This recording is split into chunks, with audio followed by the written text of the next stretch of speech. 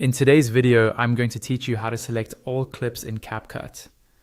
This is a simple but really useful shortcut when you're editing, especially if you need to move, realign, or delete multiple clips at once.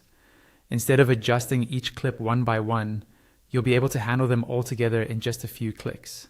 First, make sure you have your project open in CapCut and that you're in the main editor view. You should see your preview window at the top and at the bottom of the screen, the timeline where all your clips are laid out in order. This timeline is where we'll be working. Take a moment to identify the track that contains your video clips. If you have multiple tracks, such as text, audio, or overlays, focus on the main video track for now. Each clip on that track represents a separate segment of your video. Now, to select multiple clips, you're going to use your keyboard and mouse together. On your keyboard, press and hold the Control key. If you're on a Mac using the desktop version of CapCut, this may be the Command key instead, but the idea is the same. Keep that modifier key held down the entire time you're selecting. While holding down the key, move your mouse to the first clip you want to select and click it once.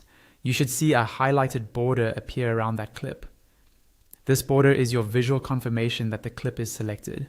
Without releasing the Control key, continue clicking on each of the other clips you want to include. Each time you click another clip, it should also gain that same highlighted border. Take your time and make sure every clip you need is highlighted.